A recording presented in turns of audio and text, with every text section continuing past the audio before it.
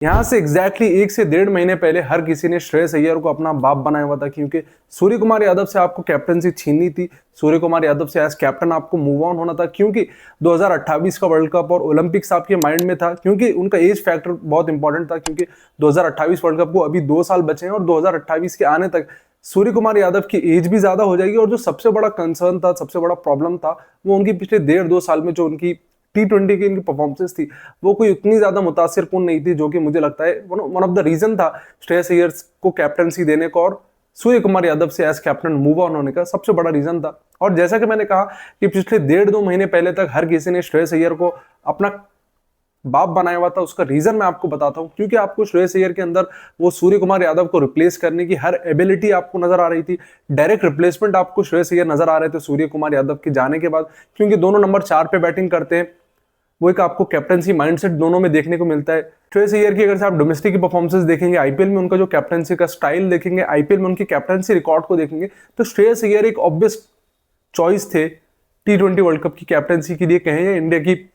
T20 format की captaincy के लिए। पिछले 2 सीरीजेस क्योंकि आप हार चुके हैं, आयरलैंड के खिलाफ आप 2-0 से व्हाइट वॉश हो चुके हैं, इंग्लैंड के खिलाफ 4 मैचेस की, क्योंकि हुए तो 4 मैचेस थे, पहले मैच में बारिश हो गई थी, अगर से 5 मैचेस होते तो 5 के 5 मैचेस आपके हारने थे। जिस तरह की आपकी परफॉर्मेंस चल रही, तो 2 लगातार सीरीज व्हाइट वॉश होने के बाद, और जैसा कि मैंने कहा कि हमारे पास एशियन कल्चर का ये एक स्टाइल है कि जब कोई अच्छा परफॉर्म करता है तो हम तो उस प्लेयर को, उस कैप्टन को हम बाप बना लेते हैं। जब वो परफॉर्म नहीं करता, फिर उसके बाद सब उसके अगेंस्ट हो जाते हैं। ये जो वीडियो मैं बना रहा हूँ, उसका जो रीजन है वो ये है कि श्रेयस अय्यर को एक्सपोज करना मेरा रीजन नहीं है। मैं सिर्फ इस वीडियो से ये मैसेज देना चाहता हूँ कि जिस तरीके से मैंने पिछले कुछ वीडियोस में, अगर से आप मेरे स्टार्टिंग से मुझे फॉलो कर रहे हैं, तो मैंने जब से फेस कैम वीडियोस बनाने मैंने स्टार्ट किया, उस टाइम पे मैंने ये टॉपिक को टच किया था कि आप वर्ल्ड कप इंडिया में खेल रहे हैं, बहुत अच्छी बात है, बहुत सारे आपके बायलैटरल सीरीज पिछले कुछ टाइम में इंडिया में हो रहे थे, और जिस तरह की परफॉर्मेंसेस आपको देखने को मिल रही थी, अभिषेक शर्मा के आपकी 200-250 के स्ट्राइक रेट से बैटिंग देखने को मिल रही थी, आईपीएल में हमेशा 300 रन स्कोर होने की बातें हो रही थी।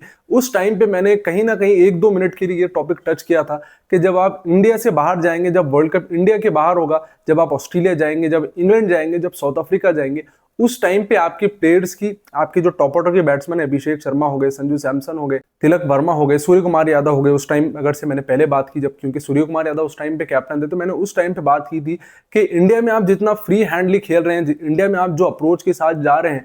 उस अप्रोच के साथ जाना शायद वहां पे पॉसिबल नहीं होगा ऑस्ट्रेलिया में, इंग्लैंड में। ऑस्ट्रेलिया में आप गए, ऑस्ट्रेलिया में भी जो हमारी जो T20 सीरीज हुई थी, उसमें एक भी 200 रन स्कोर नहीं हुए थे। इंडिया ने जब भी पहले बैटिंग की, दूसरी भी बैटिंग की, जब भी इंडिया ने बैटिंग की, उस T20 सीरीज में एक भी 200 का स्कोर नहीं हुआ था। और आज इंग्लैंड के खिलाफ हमारी सीरीज है, हालांकि उस बीच में हम वर्ल्ड कप जीत चुके हैं, लेकिन मैंने, क्योंकि उस टाइम मैंने कहा था कि जब आप इंग्लैंड में जाएंगे, जब आप साउथ अफ्रीका में जाएंगे, साउथ अफ्रीका में फिर भी आपको कहीं ना कहीं बैटिंग ट्रैक्स मिल जाते हैं। इंग्लैंड में जब आप जाएंगे और जोफ्रा आर्चर के अगेंस्ट जब आप खेलेंगे, तो उस टाइम पे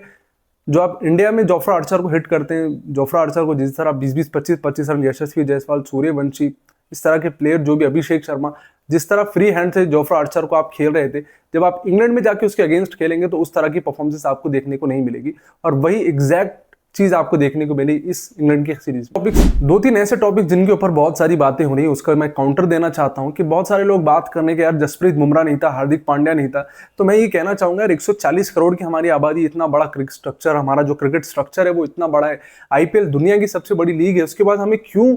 हम कोई 2 प्लेयर्स के ऊपर क्यों डिपेंड करते हैं, क्यों बुमराह की हमें हर दूसरे मैच के बाद, हर दूसरी हार के बाद हमें क्यों बुमराह की याद आ जाती है, क्यों हमें हार्दिक पांड्या की याद आ जाती है। पिछले इतने टाइम से 10 साल से लगभग हार्दिक पांड्या को 10 साल इंटरनेशनल क्रिकेट में हो चुके हैं, क्यों हम 10 साल में हार्दिक पांड्या का 50-60% प्लेयर भी हम अभी तक रिप्लेसमेंट के तौर पे, कि जब भी हार्दिक पांड्या नहीं होगा, क्योंकि वो तो बंदा साल के 365 में से 265 दिन तो वो खेलता नहीं है, तो पिछले 10 साल में हम क्यों हार्दिक पांड्या का एटलीस्ट 50-60% हार्दिक पांड्या का रिप्लेसमेंट के तौर पे हम प्लेयर क्यों नहीं बना सके। नीतीश कुमार रेड्डी के ऊपर अगर से कोई बात कर रहा है कि नीतीश कुमार रेड्डी हार्दिक पांड्या के रिप्लेसमेंट है, तो मैं समझूंगा कि ये कंपैरिजन कुछ ऐसे ही है कि आप बाबर आजम और विराट कोहली का कंपैरिजन कर रहे हैं। तो नीतीश कुमार रेड्डी भी अभी ठीक है, उन्होंने परफॉर्मेंसेस डिसेंट, उनकी परफॉर्मेंसेस है, लेकिन हार्दिक पांड्या क्योंकि पिछले 10 साल से खेल रहे, वो 10 सालों में हम क्या कर रहे थे, इतना बड़ा क्रिकेट स्ट्रक्चर होने के बावजूद हम हार्दिक पांड्या का 50-60% प्लेयर भी हम अभी तक क्यों तैयार नहीं कर पाए, इसका जवाब हमें चाहिए क्रिकेट स्ट्रक्चर से। जो हमारे जो क्रिकेट चलाने वाले हैं, जो डोमेस्टिक चलाने वाले लोग हैं,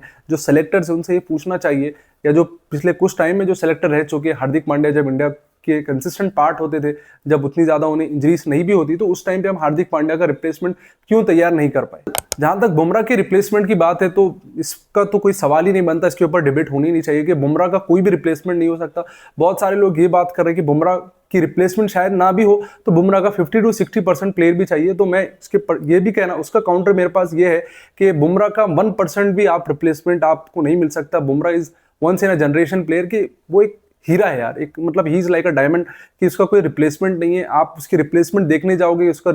उसकी रिप्लेसमेंट अगर से आप ढूंढने जाओगे डोमेस्टिक में, तो आप अगर से मोमबत्ती लेके घूमोगे तो भी आपको वो उसकी रिप्लेसमेंट देखने को नहीं मिलेगी, क्योंकि वो once in a generation player है। वो सदियों में उस तरह का एक प्लेयर आता है, और वो बुमराह आ चुका है। अब उसका रिप्लेसमेंट अगर से हम ढूंढने जाएंगे तो हमें सिर्फ नेगेटिविटी का हम शिकार होंगे। श्रेयस अय्यर की जहां तक कैप्टनसी की बात है, जिस तरह की परफॉर्मेंसेस पिछले टाइम से चलती आ रही, 6 मैचेस में से एक भी मैच वो नहीं जीते, तो मेरा यहाँ पे यही कहना है कि हमें प्लान्स पे स्टिक करना चाहिए। बाहर की अप्रोचेस में, बाहर के ग्राउंड में हमें किस तरह की अप्रोच के साथ जाना चाहिए। हर जगह पे इस तरह की बेवकूफ़ी, हर जगह पे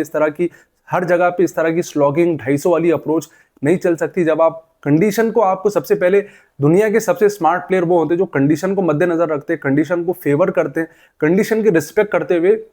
अपनी बैटिंग एबिलिटी को इंप्रूव करते हैं, कंडीशन के हिसाब से अपने आप को अपग्रेड करते हैं, और वही प्लेयर इंटरनेशनल लेवल पे जाके सक्सेसफुल होते हैं। विराट कोहली से ज़्यादा, अगर से मैं कहूँ, इससे अच्छी एग्जांपल नहीं होगी कि विराट कोहली ने हर उस कंडीशन में परफॉर्म किया जहाँ पे उनसे डिमांड किया जा रहा था, जहाँ पे उनसे आप डिमांड करते कि विराट कोहली वहाँ पे परफॉर्म करे। इंग्लैंड में हो, ऑस्ट्रेलिया में हो, साउथ अफ्रीका में हो, इंडिया में हो, श्रीलंका में हो, हर जगह पे विराट कोहली ने कंडीशन को अडॉप्ट करते हुए दुनिया के वो नंबर 1 बैट्समैन बने। हमारा जो भी अभी मिडिल ऑर्डर है, जो भी टॉप ऑर्डर है, उन प्लेयर्स को मेरा यही कहना है, जाहिर सी बात है वो लोग वीडियो तो नहीं देखेंगे, लेकिन मैं कहना यही चाहता हूं कि हमें कंडीशन को अडॉप्ट करने की जो एबिलिटी है, जो स्किल है, वो मुझे लगता है बहुत बड़ी स्किल है। कंडीशन को अडॉप्ट करके कंडीशन के हिसाब से हमें T20 क्रिकेट खेलनी चाहिए, न कि मैच से पहले हम ये डिसाइड कर ले कि 300 रन करने, 250 रन करने। अगर सेम इसी अप्रोच के साथ, सेम IPL वाली अप्रोच के साथ अगर से हम हमारी लेगेसी को, हमारे T20 टीम को, T20 सेटअप को अगर से कंटिन्यू करेंगे, तो मुझे लगता है इस तरह की और हार और इस तरह की और ज्यादा डिफीट्स हमें देखने को मिल सकती है। श्रेयस अय्यर की जहां तक कैप्टनसी की बात है, क्योंकि लगातार 6 मैचेस वो हार चुके हैं, लेकिन मुझे लगता है आते साथ ही, क्योंकि इतनी ज्यादा हार उन्हें देखने को मिली, इतनी ज्यादा बिलो द बेल्ट परफॉर्मेंसेस उनको प्लेयर्स की तरफ देखने को मिली, और क्योंकि लगातार 6 हार उन्हें, क्योंकि आयरलैंड के खिलाफ भी हार चुके हैं, तो वो एक प्रेशर आपके ऊपर और ज्यादा बढ़ जाता है। लेकिन मुझे लगता है एज कैप्टन श्रेयस अय्यर को अभी बैक करना चाहिए। आते साथ ही इतने खराब परफॉर्मेंसेस के बाद उनका डेफिनेटली कॉन्फिडेंस उनका शैटर हुआ, कॉन्फिडेंस उनका लो हो चुका है। लेकिन मुझे लगता है श्रेयस अय्यर को भी एज कैप्टन बैक करना चाहिए। मुझे पूरी उम्मीद है श्रेयस अय्यर से एज कैप्टन, क्योंकि IPL में दुनिया का हर बड़ा प्लेयर आके खेलता है। IPL में उनकी जो कैप्टनसी थी, मुझे लगता है कि उस तरह की कैप्टनसी के हमें कुछ ग्लिम्सेस श्रेयस अय्यर के आगे की कैप्टनसी वाले टेन्योर में हमें देखने को मिल सकते हैं।